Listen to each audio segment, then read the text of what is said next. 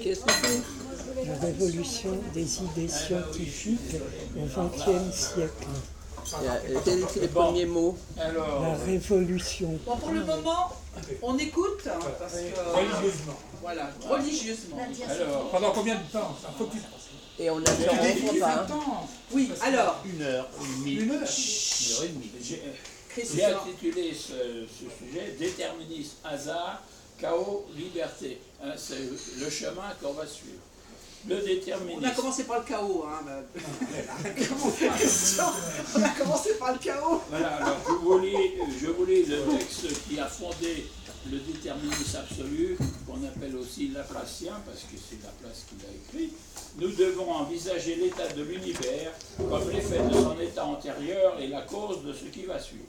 Une intelligence qui, pour un instant donné, connaîtrait toutes les forces dont la nature est animée et la situation respective des êtres qui la composent, si d'ailleurs elle était assez vaste pour soumettre ces données à l'analyse, embrasserait dans les mêmes formules le mouvement des plus grands corps de l'univers et ceux du plus léger atome.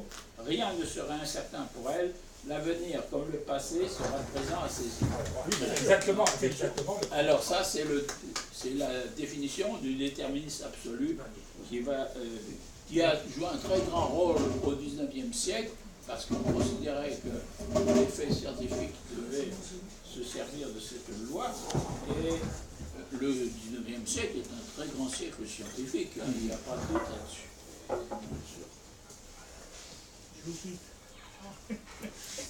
Alors, pour vous donner, à la fin du siècle, la science a un prestige extraordinaire, rien à voir avec ce qu'il y a aujourd'hui. Hein.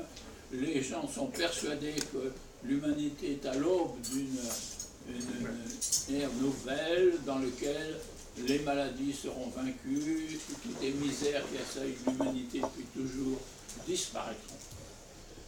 Et je vous donne un exemple de profession de foi scientifique, c'est de M.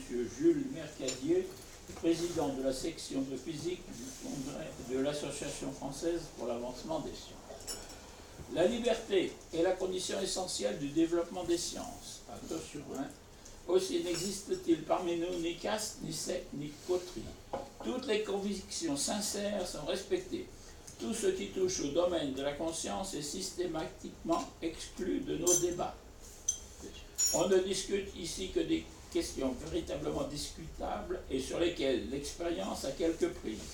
Mais toutes ces questions de ce genre sont admises à la discussion. Point très important. Nous avons une foi sincère dans le progrès continu de l'humanité et jugeant de l'avenir d'après les passés et d'après les conquêtes que notre siècle a faites, nous n'admettons pas que l'on vienne nous dire, a priori dans quelque branche que ce soit de la science, tu t'arrêteras là. Hein? 1880. Ils sont encore à admettre que la conscience est au-dessus, hein, et qu'on ne peut pas en discuter. Mais, 20 ans plus tard, 1900, alors ça c'est fini, les savants sont devenus très arrogants, et on peut écrire le credo du scientisme en 1900. La science expliquera tout. Les religions appartiennent au passé, c'est Auguste Comte. Dieu est une invention de l'homme, c'est de Freud, de Feuerbach. L'univers est infini et immuable, il a toujours existé, il existera toujours. La Bible, les miracles, ce sont des légendes, ça c'est Renan.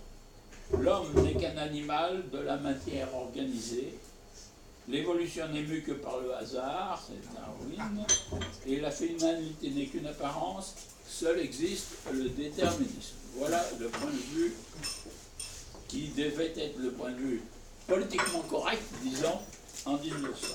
Mais il était difficile à admettre vraiment. Alors là, vous avez une objection de Ernst Wilhelm von Brücke, qui est un physiologiste. La finalité est une maîtresse exigeante dont un biologiste ne peut se passer. Mais il ne veut surtout pas être vu en public avec elle. Hein, bon, c'est pour se dire, il y en avait quand même qui étaient gênés. Alors, voici l'objection. Attention.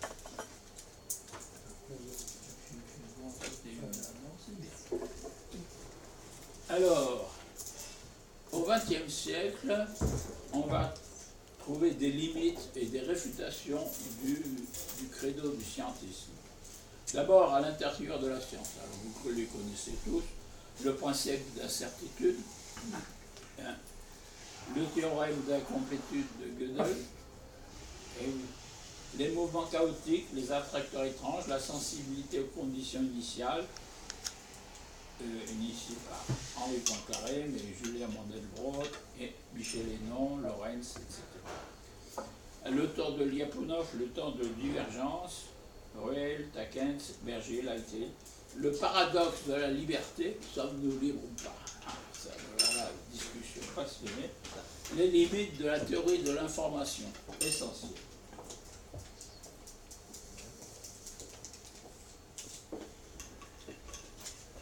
Et un phénomène, alors ça c'est donc à l'intérieur de la science, mais aussi à l'extérieur. Et c'est un phénomène inattendu. Vous n'imaginez pas le désarroi des gens des années 20 ou 30 quand ils se sont rendus compte que les gaz de combat avaient été créés, enfin produits par des scientifiques. Comment un scientifique peut faire une chose pareille, hein? C'était, on tombait des nuls là. Pour vous dire comment ça s'est passé, l'inventeur des gaz de combat, c'est Fritz Haber, qui est allemand, évidemment, et sa femme lui dit « Tu n'as pas le droit de faire ça ». Il répond « Avant d'être un scientifique, je suis allemand ».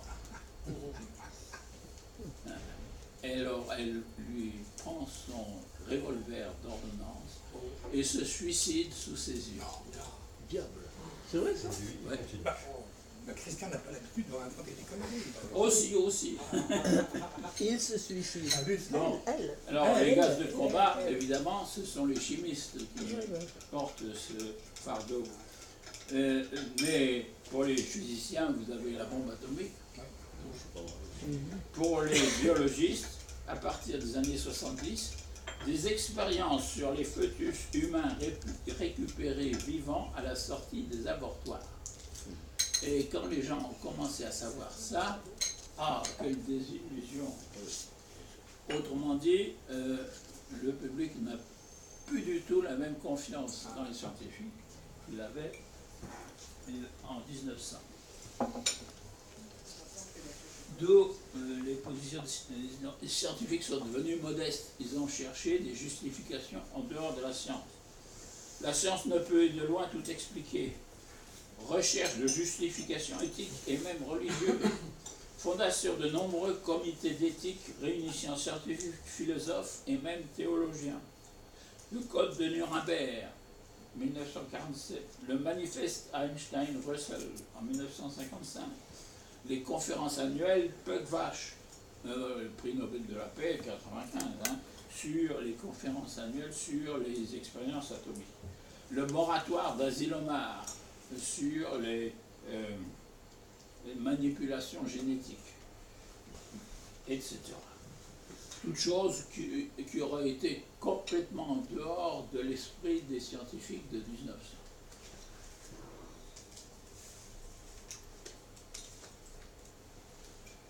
Alors, vous avez vu tout à l'heure l'objection de Ernst Wilhelm von Brücke sur le déterminisme, la finalité est une maîtresse exigeante, etc.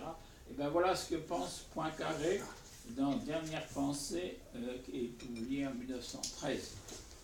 Nous sommes en présence d'un fait. La science, à tort ou à raison, est déterministe. Alors, son époque, c'était vrai. Partout où elle pénètre, elle fait entrer le déterminisme. Tant qu'il ne s'agit que de physique ou de biologie, cela importe peu. Le domaine de la conscience demeure inviolé. Mais qu'adviendra-t-il le jour où la morale deviendra à son tour objet de science? Elle s'imprégnera nécessairement de déterminisme et ce sera sans doute sa ruine. Autrement dit, Poincaré avait déjà d'avance peur des régimes qui ne vous jugent pas sur vos actes mais sur vos origines sociales et vous envoient au goulag même si vous n'avez rien fait de mal. sais pas ce que j'ai compris, moi, de ce que tu as dit. Ah non, moi non plus. Oui, mais ici, Si, Non. nous sommes à présence d'un fait. Quand on admet que tout est déterminé et que les criminels ne sont pas plus coupables que les victimes. Ah oui, c'est. Non, mais c'est. Ah, bah oui. Non, mais il y a des passages dans la loi où on se demande parfois si le rédacteur n'était pas imprégné de l'idée de déterminisme. D'accord.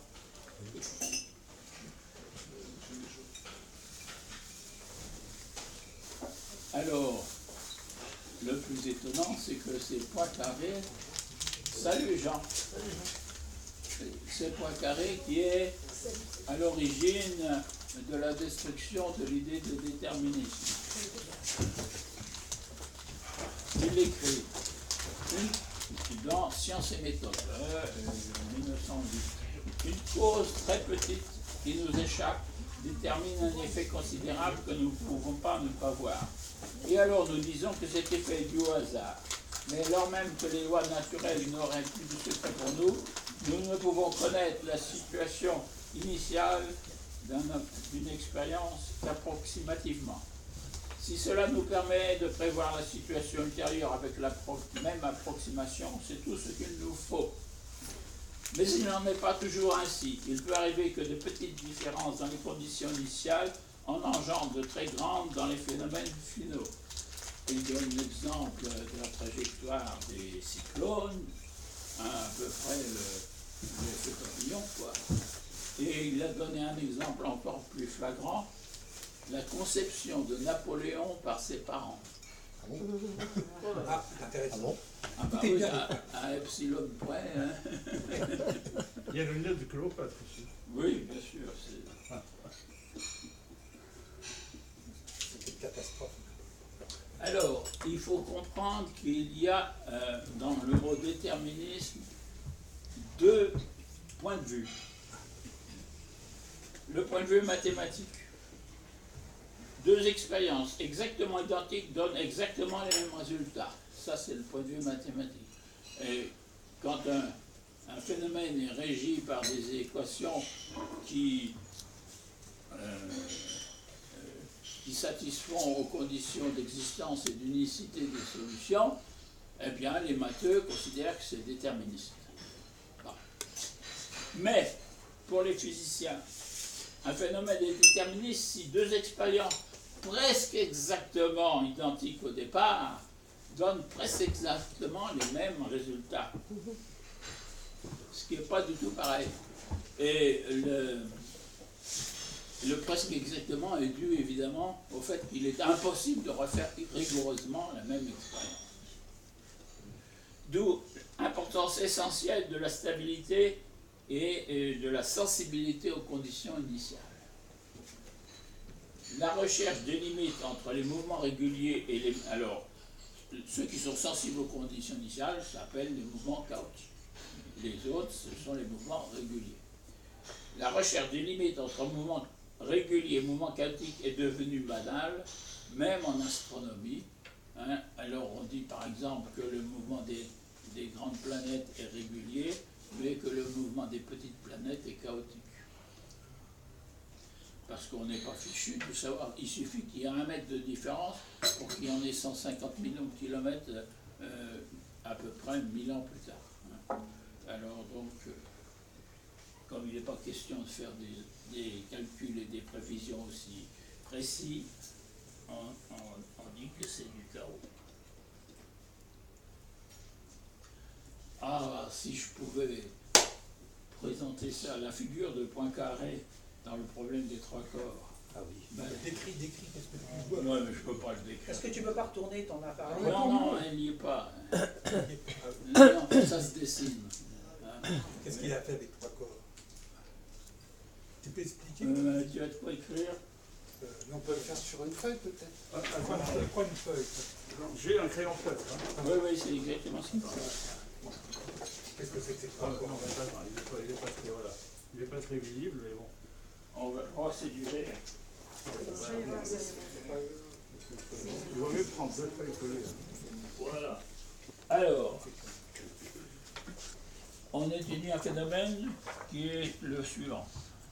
On fait une section de points carrés, ça s'appelle comme ça. Il faut le couvrir, Alors, ça va sécher. Ça va sécher. À un certain moment, un point avec x et y déterminé correspond à l'état du phénomène, et bon, il fait un mouvement selon des lois plus ou moins compliquées, et il retraverse le Faut tourner par ici. plan ici, et ce point donne un autre point, qui donne un autre point, qui donne un autre point. Et la succession des points, c'est la trajectoire du phénomène étudié. Alors, si le point retombe sur lui-même, eh bien c'est un point fixe, qui peut être stable ou instable. Hein? Alors, le cas le plus intéressant, c'est le cas instable et où les surfaces sont conservées. Autrement dit, si vous avez un petit domaine ici, il va se transformer en un autre qui aura la même surface. Hein? C'est un cas classique. Bon, alors, ici, vous avez ce qu'on appelle des sous-ensembles stables et instables. Alors, le sous-ensemble stable, c'est la succession des points se rapproche de plus en plus et tend vers le point d'équilibre. Le sous-ensemble, bon, comme ça. 1, 2, 3, 4, on tourne, on va vers le point d'équilibre. Les sous-ensembles instables, c'est juste le contraire. On part dans un endroit et on continue, on va de plus en plus loin sur le sous-ensemble. Et puis alors, pour les autres points, eh ben, c'est une combinaison de ces deux-là, on va faire des trucs comme ça. Enfin, là où c'est intéressant, c'est si ce sous-ensemble stable et le sous-ensemble instable se rencontrent. Voilà, comme ça. Alors, ce point-là, il fait partie des deux sous-ensembles. Donc, pour l'avenir, il va être le long du stable et il va converger vers le point d'équilibre. Pour le passé, il fait la même chose dans l'autre sens. Hein. Bon, ce genre de trajectoire s'appelle... je ne sais plus. Bon, Ça va revenir. alors, et le sous-ensemble, vous allez, disons que ce point-là, on va lui donner la cote 0. Alors ça, ce sera le point 1 après une transformation, puis le point 2, puis le point 3, etc. Il faut couvrir le capuchon, sinon ça va sécher. Oui, bah. Ah ouais. Alors, le sous-ensemble stable qui est ici, eh bien, il se transforme en lui-même, mais le sous-ensemble instable aussi. Et donc, puisqu'on passe ici en 0, on va revenir sur le sous-ensemble instable. Autrement dit, le sous-ensemble instable va recroiser le sous-ensemble stable. Est-ce que tu pourrais pas le dire devant la caméra, parce que là on va te filmer. Non, mais et on pas va quand rien. c'est pas clair. Et il va être quelque chose comme ça, puisqu'on reste sur ce sous-ensemble et on arrive en un. Et puis, il continue comme ça. Et comme les surfaces sont conservées, ceci a la même surface que ça. Et donc, vous avez des boucles comme ça, de plus en plus compliquées, toujours la même surface, et qui se remplissent à l'intérieur. Et vous avez une figure d'une complication, et puis de la même chose dans l'autre sens, etc. Enfin, bon. Et cette figure de point carré, il écrit... il y a pensé, il l'a vu tout de suite, quoi. Il écrit, j'ose même pas la dessiner. Si vous voyez la complication que ça représente, vous auriez une petite idée du problème des trois corps. Excusez-moi, le terme d'attracteur a été introduit par Poincaré ou c'est plus tard? Le terme d'attracteur, c'est Poincaré lui-même ou bien c'est ses élèves ou... Ah, tu me demandes. Alors là, je ne sais pas tout. Je crois que c'est Poincaré en fait. Bon, le chaos apparaît très souvent dans presque tous les problèmes non intégrables. L'impossibilité des calculs déterministes est alors compensée par l'excellence des calculs statistiques. Ah oui. exemple de la théorie cinétique des gaz. Oui. Vous ne pouvez pas savoir ce qui va arriver à cette molécule-là qui est en train de bouger à toute vitesse dans tous les sens, mais vous pouvez avoir une bonne idée de la pression, de la température, de la densité, qui sont des éléments statistiques. À tel point que, bon, j'ai travaillé dans l'aérodynamique, eh bien, les aérodynamiciens utilisent leurs formules qui sont des formules statistiques finalement, qui sont définies par des propriétés de moyenne et de Descartes-type. Ils les utilisent exactement comme si c'était déterministe. Comme si c'était Déterministe. Ah oui.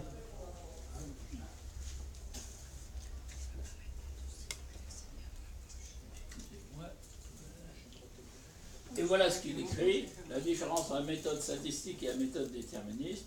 Vous me demandez de vous prédire les phénomènes qui vont se produire. Si par malheur je connaissais exactement les lois de ces phénomènes, je ne pourrais y arriver que par des calculs inextricables et je devrais renoncer à vous répondre. Mais comme j'ai la chance de les ignorer, je vais vous répondre tout de suite. Et le plus extraordinaire, c'est que ma réponse sera juste. Il fait les calculs sur les éléments statistiques. Bon, alors, voici maintenant comment se présente la physique. Vous avez les différentes échelles de la nature, de la plus petite à la plus grande. L'échelle quantique, l'échelle atomique, l'échelle microscopique, l'échelle ordinaire, celle du verre qui est avec l'échelle géographique, l'échelle astronomique, l'échelle cosmologique. Je peux m'intervenir là. Quand tu dis échelle quantique, tu trompes tout le monde. Oui, je Parce que sais. je te rappelle que le quantum s'applique dans les étoiles et dans l'univers. Ah Oui, ouais. oui, bon. Non, faut pas dire À ça. toutes les échelles de la nature, les mouvements chaotiques déstabilisent les éléments individuels, c'est-à-dire la position à la vitesse d'une particule, par exemple, et stabilisent les éléments statistiques correspondants, la température, la pression, qui deviennent les éléments de base de l'échelle suivante. C'est ainsi qu'en astronomie, les éléments de base sont le centre de gravité d'un astre. Et on détermine le mouvement de ce centre de gravité tout indépendamment des mouvements qui se passent dans l'astre en question. Le temps de divergence de chacun de ces phénomènes est une fonction très rapidement croissante de l'échelle du phénomène. Par exemple, en météorologie, le temps de divergence est de l'ordre de quelques jours. Hein? En astronomie, c'est tout de suite 10 millions d'années, des choses comme ça. Il y a une relation précise entre le temps de divergence et l'échelle. Enfin, d'abord, est-ce qu'il y a une formule mathématique qui donne le temps de divergence, comme Non, la durée de on vie le par constate. Hein. Voilà, d'accord. Il n'y a pas de formule précise. Non. Et alors là, il y a un phénomène extraordinaire, si j'arrive à le trouver. Voilà. Ouais. Quand vous passez des équations déterministes aux équations statistiques, vous introduisez l'irréversibilité. Parce que vous travaillez sur les moyennes. Oui. Hein, alors je prends un exemple tout à fait classique. Vous avez deux vases fermés. Dans l'un, il y a une pression de 1,4 atmosphères, dans l'autre 0,6. Si on ouvre la communication entre eux, il va se produire une égalisation des pressions. Hein? Mais c'est le mouvement des particules, des atomes qui fait ça. Il y a plus d'atomes à gauche qu'à droite, donc il y en a plus qui passent à droite qu'à gauche. Tout simplement. C'est une question statistique. Pourtant, la théorie cinétique des gaz est déterministe et elle est réversible. Et Poincaré a montré que dans ces conditions, on repasse, sauf cas absolument de probabilité nulle, on repasse une infinité de fois au voisinage des conditions initiales. Le voisinage des conditions initiales, c'est la même pression, ou à peu près, qu'au départ. Hein? Alors, il y a une contradiction. Oui. Hein? Où est-elle levée? Eh bien, c'est que quand on cherche le temps du retour de Poincaré, Le milliard de mètres. et bon, c'est bien plus que ça. C'est, tout de suite, c'est un nombre de millénaires, 10 puissance K, avec K lui-même de l'ordre du milliard. C'est beaucoup plus que... Alors, donc, ça n'arrive jamais. Oui. Et pourquoi voyons-nous tant de phénomènes irréversibles dans notre petit univers où nous vivons? C'est parce que nous vivons au milieu d'un gigantesque torrent d'énergie qui arrive du Soleil et repart vers l'espace. Et alors, les déséquilibres sont faciles. Vous avez, les pôles sont froids, l'équateur est chaud. Vous avez, dans une vallée, il y a le côté qui est ensoleillé et le côté qui est à l'ombre.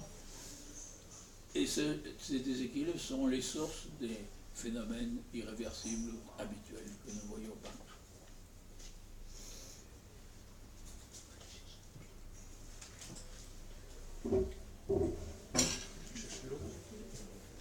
Alors, l'indéterminisme en principe, hein, l'hypothèse des quanta a fait sauter évidemment les scientifiques de 1900, ça c'est tout à fait clair.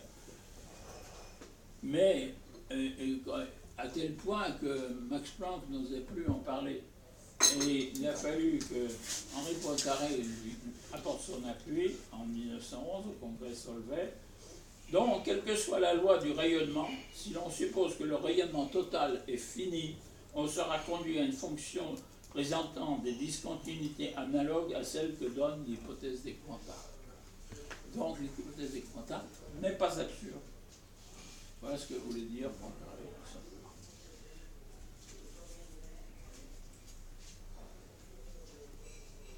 Je voulais signaler que l'irréversibilité, puisque tu parlais des probabilités en mécanique statistique, ça existe aussi en mécanique quantique. Ouais. C'est notre cas. Ouais. Mais un cas type d'irréversibilité, c'est le chat de Schrödinger.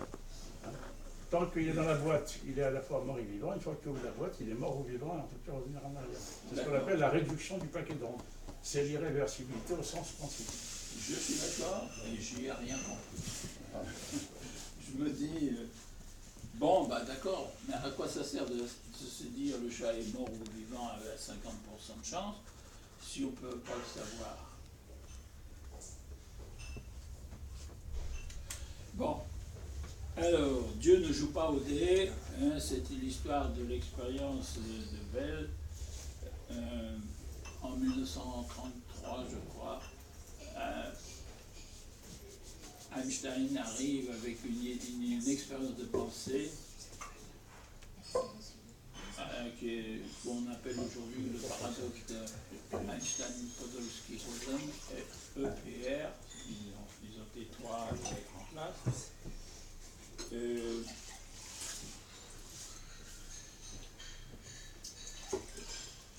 Là encore, il faudrait. Bon, je vais.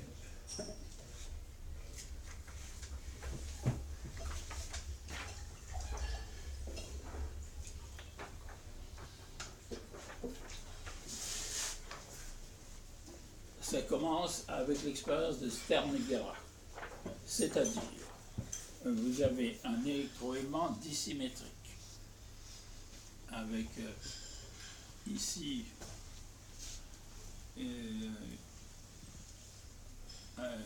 comment ça s'appelle là, C'est pour créer un champ magnétique inhomogène. Voilà, c'est ça. Il n'est pas Bon, ici, vous avez des grandes pièces de métal et puis l'autre ici. Vous Ouais. avez une différence de potentiel entre les deux. Donc le champ magnétique, il a des gueules comme ça, hein, tout à fait dissymétriques, avec des lignes de force qui sont plus ou moins courbes, mais pas du tout symétriques. Vous faites passer un atome d'argent dans ce champ et vous avez deux possibilités. Alors, il faut imaginer que vous arrivez de gauche là et que vous passez au travers. La moitié vont monter, l'autre moitié vont descendre. Toujours. Si vous mettez un deuxième électroaimant derrière le premier, eh bien, l'atome qui vient de passer continuera dans la même direction. S'il a monté, il continuera à monter. Il montera encore plus. S'il a descendu, il descendra encore plus. C'est classique. Bon, jusque-là, c'est un peu surprenant, mais ça se fait au tirage au sort. On n'a pas eu le moyen de faire autrement. Maintenant, si votre deuxième électroaimant n'est pas parallèle au premier, il est incliné, alors, après la sortie, vous aurez un passage vers le haut, enfin, disons, mettons qu'il soit incliné comme ça. Alors après, l'atome d'argent ira soit comme ceci, soit comme cela, en haut à gauche ou en bas à droite, avec des probabilités qui sont en 1 moins cosinus alpha sur 2. Ah! Bon, ça a vérifié, ça marche très bien. Alors maintenant, vous avez 2 atomes en intrication qui vous envoyez de part et d'autre. Et vous les faites passer dans des détecteurs de Stern-Gerard. Et vous constatez que si le premier monte, le deuxième descend. Toujours. Et si le premier descend, le deuxième monte. C'est comme ça. Allez donc j'expliquer, c'est comme ça. Alors, si les 2 détecteurs ne sont pas parallèles, ils font un certain angle alpha, eh bien en général, alors celui-là va monter ou descendre, celui-ci va monter à droite et ou descendre à gauche, et là vous aurez des répartitions de probabilité en 1 moins cosinus alpha sur 2, toujours.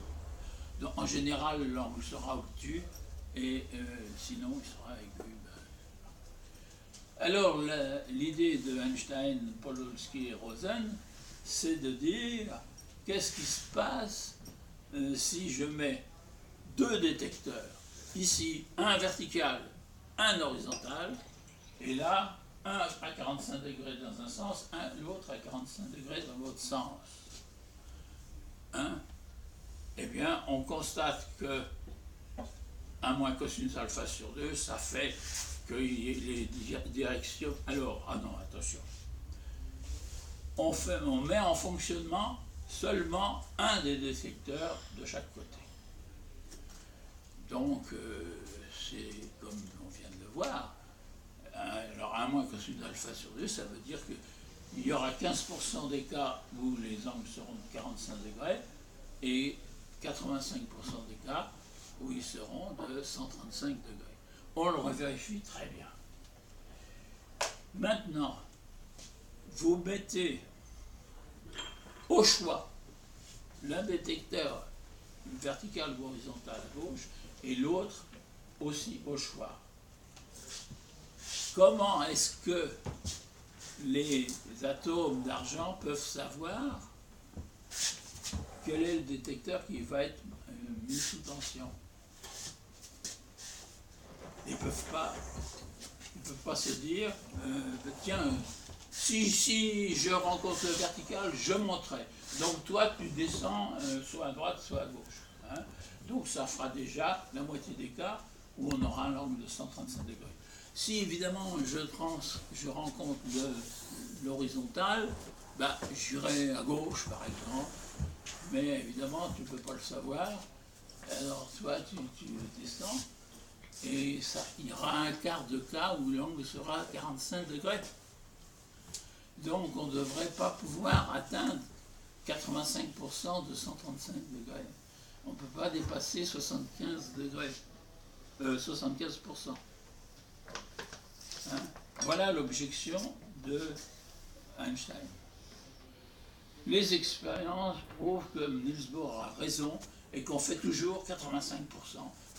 Comme si les atomes se prenaient. Ah, attention, j'en ai un qui est vertical. Donc descend.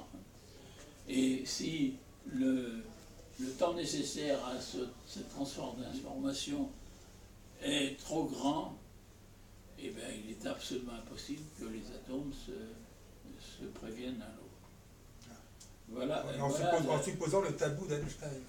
En supposant Ouais, que ouais, ça ne va pas plus vite que la vitesse de la lumière. En supposant l'inexistence des tachyons. Oui, c'est ça. Il faut faire attention à une chose, c'est que Alors, cette expérience EPR, c'était une proposition d'Einstein pour choisir entre deux conceptions de la mécanique quantique, celle de Copenhague, qui était indéterministe, et celle de Schrödinger, de Broglie, qui était déterministe. oui, Et il se trouve que maintenant, grâce aux expériences d'Alain Aspect d'ailleurs, à Orsay et puis d'autres en Allemagne, maintenant on sait que la physique, en fait c'était non pas Schrödinger qui avait raison, mais c'était Heisenberg qui avait c'est raison. faux, ça, c'est complètement faux. Ce que tu dis. Bon, Je connais mais- le domaine faut- Je peux faut vous pas dire l'écouter, que Complètement. les conceptions en compétition étaient les suivantes, puisque quand on envoie un atome d'argent dans le détecteur, il monte ou bien il descend, eh bien Einstein supposait qu'il y avait une variable cachée à l'intérieur et que selon cette variable était positive ou négative,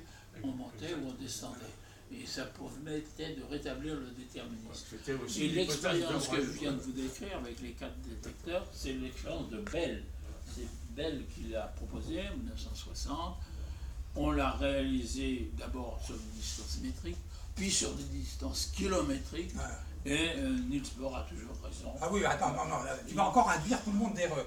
Ce qui est admis actuellement par les spécialistes de la procédure, c'est que j'ai toujours dit, s'il y a des variables cachées, elles ne sont pas locales, donc cosmiques. Bon, Ah ben non, mais c'est ça, faut dire. d'accord. Tu bois le poisson, l'autre. Donc tu dis qu'Einstein Alors, et De il y a Broglie avaient la- raison, sauf que c'était... Non, ça n'a rien compris, de Broglie non plus. Il y a une deuxième ligne de défense des déterministes. Ça consiste à dire, l'indéterminisme quantique existe, on veut bien le croire, mais ça affecte des phénomènes tellement petits, ça ne peut pas influer la physique ordinaire. Alors, C'était un problème philosophique en fait, Ouais. c'était pas un problème physique. alors Ça changerait aux là, équations. quand on dit que l'indéterminisme quantique se diverge exponentiellement et que l'exponentiel est tellement rapide que ça atteint aussi la physique ordinaire, on demande au gaillard de faire le calcul, il le fait et il dit « Ah, j'aurais jamais cru ». C'est Pourquoi tu beaucoup dis plus rapide qu'on ne croit. Pourquoi tu dis que c'est philosophie plus que physique en fait? Pourquoi tu dis que c'est plus philosophique que physique? Parce que le fait que la physique quantique soit déterministe, comme le pensaient Einstein, Schrödinger, De Broglie, avec variables cachées et compagnie, l'hypothèse des variables cachées, elle vient d'Einstein, mais elle était très développée par l'école de De Broglie, Lobschack et compagnie. Bon. Ou qu'elle soit indéterministe, comme le pensait Niels Bohr et surtout Heisenberg, bon. Je veux dire, ça n'a aucune incidence sur les résultats des calculs de mécanique quantique, de physique quantique, de chimie quantique, dont je suis familier, excuse-moi, et ça n'a strictement aucune incidence sur le plan physique, technique, ça n'a rien changé à la conception des lasers, à la conception des nanomatériaux, etc. C'est philosophique. Bon. Maintenant, c'est vrai qu'Einstein a eu raison de poser le problème, parce qu'on sait qu'il y a eu des idées qui étaient au départ philosophiques, et qui ont eu des incidences en physique. Par exemple, l'idée d'Aristote de cercle, tout ça, bon, finalement, on a bien vu que, in fine, ça a provoqué des erreurs qui ont été corrigées par Copernic. Bon, mais enfin, à notre échelle, à nous, ça n'a pas d'incidence. C'est philosophique, ça ne veut pas dire que ça n'aura jamais d'incidence physique. Bon. Mais Mais c'est quand même philosophique. alors, je me permets de répondre avant la discussion à notre ami Jean. Là, s'il y a une incidence terrible, c'est que les gens ont négligé la cosmologie. Non, mais ça, on sait, d'accord. Non, on ne sait pas, tu sais pas, justement. Mais si, je sais. Mais non, tu sais rien. Je suis un des rares à te donner raison. là. Laisse-le finir. Non, tu crois trop au vivant, l'autre. Alors, l'étape suivante. Est-ce que nous sommes libres? Est-ce que la liberté est une illusion? Parce que les déterministes s'imaginent évidemment que tout est déterminé, et donc nous ne pouvons pas choisir. Alors, toutes les expériences qu'on a pu faire en ce domaine ont toutes été avec des résultats ambigus. Donc, si on veut comprendre notre monde, il faut faire un postulat il y a en chaque être humain une source de liberté. Point. Si l'on admet ce postulat, notre société est beaucoup plus compréhensible que dans le postulat inverse. Et ça a des conséquences très étonnantes. Mais ça, c'est compatible avec l'indéterminisme quantique. Ça ne serait, serait pas compatible avec le déterminisme. On s'en sert, disons, pour exercer notre liberté. Conséquence inattendue mais logique, alors ça va vous étonner, une fantastique modification de l'image de Dieu. Voilà, on est dans la théologie. Ça c'est étonnant, parce qu'il n'y a pas si longtemps, l'image janséniste d'un Dieu très très sévère, faisant le compte de nos péchés, puis étant prêt à punir, etc., c'était très répandu. Hein, en 1897, il y a eu l'incendie du bazar de la Charité. 117 victimes, dont l'une de mes tantes. Et le père dominicain, comment il s'appelait, a dit la France a mérité ce châtiment par un nouvel abandon de ses traditions, etc. C'était du jansénisme. Alors aujourd'hui. Christian, excuse-moi, mais quand il y a eu comment dirais, la catastrophe de, tu sais, nucléaire au Japon. Fukushima. Voilà, exactement. Il y a eu, je sais parce qu'à l'époque je faisais du chant grégorien, j'étais mêlé à des intégristes, bon, qui chantaient très bien avec moi, mais par ailleurs leurs idées étaient totalement fermées. Alors il y en a un qui a osé dire, c'était le châtiment de Dieu parce qu'ils ont persécuté les jésuites et ont refusé la conversion. J'ai failli quitter la salle, bon, je veux dire. On n'a pas besoin Bon, de remonter alors si loin. aujourd'hui. On n'a pas besoin de remonter si loin. Le sida, par exemple, c'était le châtiment contre les homosexuels. Alors que, on sait bien qu'il n'y avait pas que les homos. Hein. Aujourd'hui, l'idée la plus générale, Dieu est amour, et ben oui, C'est Saint Paul qui dit Dieu est esprit et Dieu est amour. c'est tout à fait direct. Mais alors, le plus étonnant, c'est que les mystiques les plus célèbres ont pronostiqué qu'il y aurait ce changement. Jean de la Croix, Thérèse de Lisieux, etc.